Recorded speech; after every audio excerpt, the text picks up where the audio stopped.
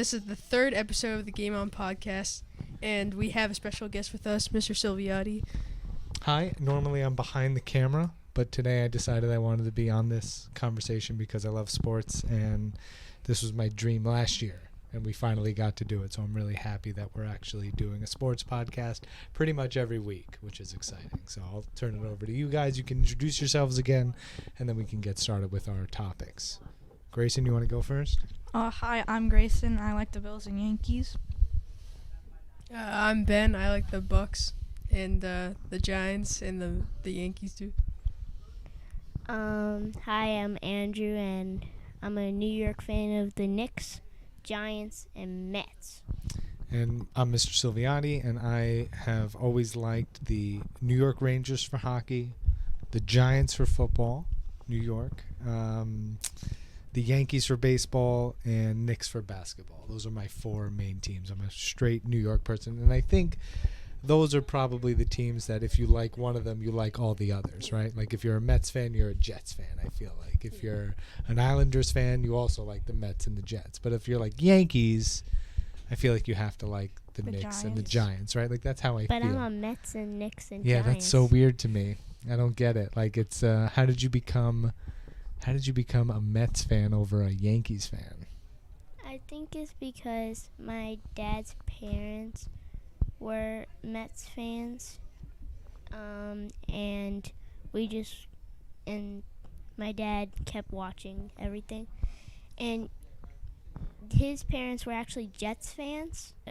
At the time, the Giants were doing really good, so my dad really wanted to be a Giants fan, and then since I always saw him being a Giants fan, I wanted to be one. Even through our ups and downs, There's been a lot of downs. Still a Giants fan. Yep, I get it. So that's actually an interesting point because, and I'll let you do this in a minute, but like we were talking before we started this, like who do you like and why do you like them? And we were talking about people that are like, what did you call them, Grayson? Bandwagoners? So like, if you don't know, a bandwagoner is somebody that just hops on a bandwagon for a team that's really good and they're always good and you kind of like them just because they like won a championship or a big game. So would you say any of your teams are bandwagon teams that you've liked recently? I know you're Michigan State and what'd you say, Buffalo? Mm-hmm. Buffalo feels a little bit like a bandwagon. Well, Buffalo has not ever won True. A Super Bowl ever. Mm-hmm. But we haven't made it to the championship, but we never really made it that far recently, at least. Especially now since you've been born. No. Like, you know, that was in the 80s and the 90s. Mm-hmm. I mean, you're way after that. So how did you become a Buffalo fan then? I don't really know. It's just like, so at first I didn't really realize Buffalo was in New York, but then like when I did, I just started liking them because my dad isn't a Jets fan. He likes the Cowboys because they were good when he was a kid. Oh no! So my dad's a bandwagon. So he's a bandwagoner, and the worst kind because it's a Cowboys fan. But Giants hates he liked Cowboys. a player on the team, not really. Who? I don't remember. I think it was a running back. Emmitt Smith. Probably. I mean, if you like a running back from the Cowboys, it probably has to be Emmitt Smith. The Bills have never won a playoff. A championship, a Super Bowl, but they had a chance one time, but then four times in a row. And one of the most memorable is I've seen the clip is wide right, the field goal that would have 1990, I think it was. It was like a 30-yard field goal. I don't remember how long it was. But it was close. Yeah, it was close, and you just like. Yep. It was it was a 1-point, 2-point game, and they had it. The kicker had it on his foot, and he just totally pushed it, and that was it. So Luca Sansoda, please report this to is the main lobby. Really Luca busy afternoon. I guess Luca has to go to the main lobby. Ben, So who are your teams? I like the Giants. Yeah. The Bucks for basketball. So I'll explain the Giants one. Yeah, go ahead. I started liking the Giants when they were on their Super Bowl era. Naturally. Yeah, and I also like them from OBJ. Like, he really influenced me. It was an exciting time. Yeah, he was like one of my favorite players for a long time. I get it. Yep. Me too. The amount of like people that he influenced is I mean, everybody for like I know it's Patrick Mahomes now, but like everybody had his hairstyle, yeah, and like- the one-hand catch was. and the one hand Yeah. catch was like the moment. That Yeah. was cool. Even though He made a lot of great. even though they lost that game, Yeah, that was the upsetting part. I'll never forget that. He made the one-handed catch in the end zone. They were winning, and then they ended up losing but that game. now they have they're kind of struggling. Yeah, But I'm still staying strong. I hope they can turn it around in the future. yeah, I think so. It's definitely headed in the right Yeah. direction. So, what year were you guys born? 2011. 2011. 2012. So you didn't even see the championships for the Giants. You were born the year that they were good. Yeah. That was like the last of it. That was the They won the So Super Bowl in what are you 2012, talking which about was when then? Well, my dad really likes too. So like. he likes the Giants. Yeah, and it was not only like the Super Bowl. It was just like I really like the Odell Beckham Jr. a lot. Mhm. But for NBA, I started liking the Bucks when Giannis starting to heat up So you can call me a bandwagon. Seems like it. Yeah. Yeah. That's fine. That's Yeah. cool. They're still a fun team to root for, and they're good. Yeah. They're still good, and they're gonna be as long as he's there. Yeah. So that's good. And they got Dame, so True. Right. It's definitely an exciting time for the Yeah. Milwaukee Bucks fans Yeah. of the world. and but I also like the Knicks because they've been pretty solid. They're have fun. They have a very deep roster. Yeah, they're fun. They're and an yeah. actual team. They've built a team that actually like makes sense. They don't just have a superstar. Yeah. Julius Randle drives me crazy Yeah. because sometimes. sometimes he just Most of the most of the time he's not like a good enough bad shot maker to take all the bad shots that he tries to Yeah. take. So it's agonizing to watch sometimes, but they're still fun, and he still Yeah. has some crazy games Yeah, with some and stats. also I don't really like RJ Barrett that much. You don't? Yeah, I would rather if we got like Darius Garland or something. No, I think it's RJ all the way. Yeah. If he develops a shot, he's gonna be Yeah. something else. I- You well- want him to do well. Yeah. Go ahead, Not Andrew. to go. I'm sorry, but I have one last question for NFL. Mm. With OBJ, do you think he is doing good right now on the Ravens? Because nobody really hears about him that much anymore. Yeah. Well, no, he's definitely been slowed by injuries. He had the ACL injury in the Super Bowl when he was with the Rams, right? That was a few years ago, and he hasn't kind of been the same guy since.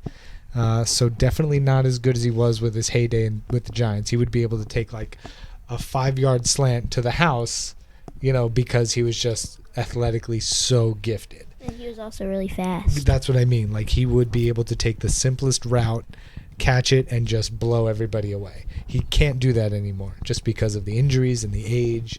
The second you hit 30 years old, it's like you go downhill Right. unless you're like a freak of nature. So, yeah, probably not as good. He did have a good game this past week, I think, at the time of this recording. It's what week are we in the NFL? What is it, like week 14? We just had week 14. We're going to week 15. I mean, the Giants I are think so. the Giants are 5-8. Right, so they've played 13 weeks with a bye. So we're now going into Two week. buys. Yeah, 2 buys. right, but we're going into week 15 this week.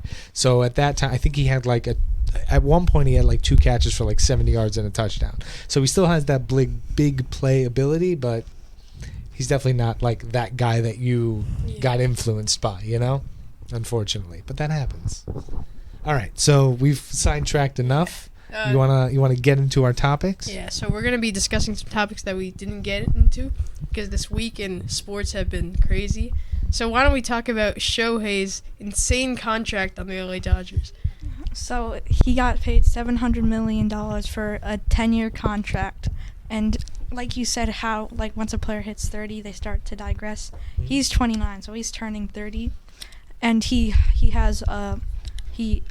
can't pitch this year or this season because he has an injury. So he's going to be $70 million for a designated hitter. 700. But- 700. No, well, for this year it would be 7. Yeah. Well, hold on. Do you guys know the whole thing about his contract? Am I about to drop some knowledge on you? I thought it was just that they were paying him $700 million just for him to hit for his first year. But what happens if he's not that same million? So before we even get to that, you're about to find out something that's going to blow your minds. Yes, he's getting $700 million. Yes, he technically counts $70 million for their payroll for the next 10 years. But he has deferred, which means he's pushed off 68. $68 million a year, or $680 million of his $700 million will not be paid for 10 years. Between now, 2023, or it's going to be 2024, from 2024 to 2033, the 10 years of his contract, he's only going to make $2 million a year.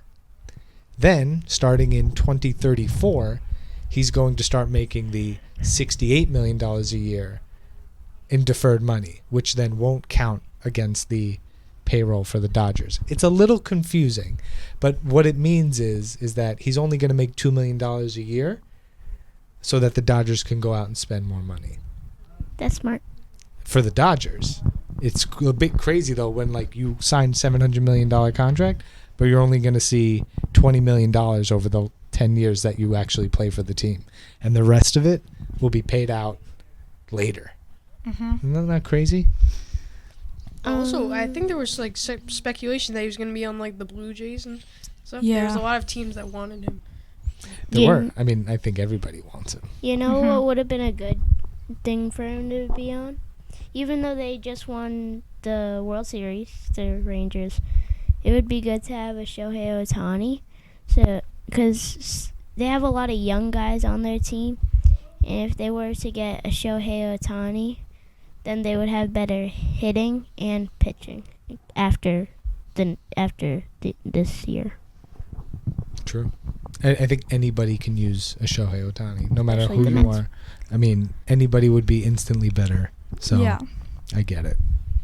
All right, so I'm just trying to make a time check here because I don't want anybody to miss anything. It is 3:43. We have 5 minutes. You want to talk about like some NBA, then we can talk about some college football too. Go for it. I think we probably got a good 2 questions in us. So how about next we talk about some outrageous NBA ejections from this past week. So first off, Draymond Green got ejected for punching Yusuf Nurkic in the face, which is not that outrageous if you think about it. It's his behavior that is horrible, and I'm pretty sure he's suspended indefinitely for the rest of the season. You think it's going to be the rest of the season? Yeah, I think so, because he's also had locker room issues.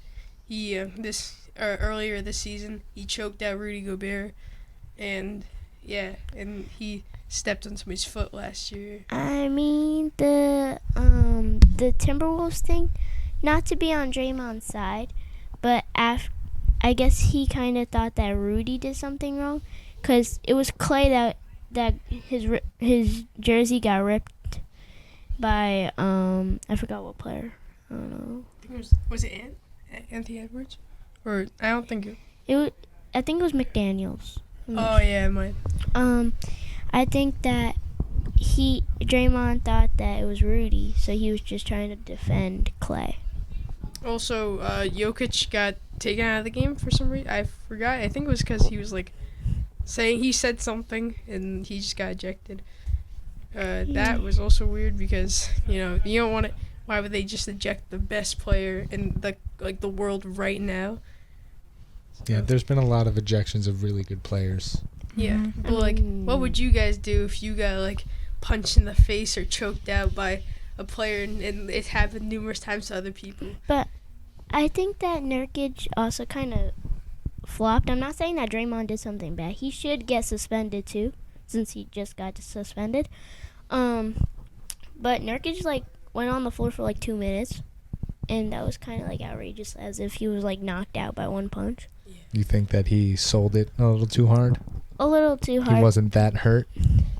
Yeah, he might have been bleeding or something. But I don't know. I don't recall what happened after, but yeah, it was a rough look, especially for a guy who's done it over and over again. But then Nurkic just played on the rest of the game. He never got punched. True.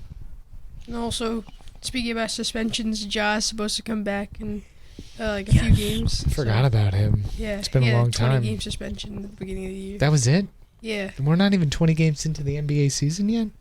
Yeah. That's crazy. No, I think it was 20 games for the Grizzlies. Oh, okay. Yeah. Okay. Wild. Yeah, but I hope he does good because the Grizzlies are struggling right now without him. You a Grizzly fan too because No, they were no. good? Okay. Very good. I'm just a John Moran fan. I'm not a Grizzlies fan. ever since he came into the league, he led Murray State to being one of the best teams. And then when he came in, I loved all his highlights and everything. Just Marcus Smart isn't as good as him, so he doesn't really lead them as well as Ja. But Ja was also kind of a ball hawk when I watched a full game. Yeah, that's his game. He holds on to the ball and he scores. He's that kind of guy, but he is an electric player Yeah. I feel when he's right. I know he's got some issues and he's done some things off the court that aren't great, but he's a pretty amazing player when his head's right and he's playing the game. And they have a lot of veterans like Derrick Rose that can help him and shape him into a better person. Cool. Like as Derrick Rose said in the interview, he said he's not here to babysit, and he really I think that Ja's on a good track to stop doing what he's doing off the court. Sure. So I want to get Okay. Grayson in one Yeah. more Mhm. For the- question about that Yeah. he can get in on, and then we'll kind of wrap it up. And So we'll let's talk continue. about the college football playoffs for a bit. Okay, so the playoffs is going to be the Michigan #1, Washington #2, Texas #3, and Alabama beating out FSU for #4 spot. Wait, FSU. They beat Florida Georgia. State. They beat Yeah. Georgia. Alabama. Yeah. Yeah, no, but he no, was- I'm talking about FSU was projected to get Yeah. the #4 spot because they were undefeated. undefeated in there for the whole season, and they didn't make the top 4, which is crazy. And they played big teams during the And year. a Power 5 team. It's Right. the first time a Power 5 team that went undefeated and didn't make it into the playoffs. Right. So it's a big deal, which we can probably talk about more next time. Because if we do this, let's say next week, we'll haven't even seen those games yet because they're not No, playing until the New Year's Day, yeah. right? The 1st of January January. 1st. So we can maybe make this a college football talk next time. I think that's fair. Do you want to take us out, one of you? Yeah, I guess. Go ahead, Ben. So this was the end of our episode. We'll see you next time on the Game On podcast. Bye. Bye. Bye.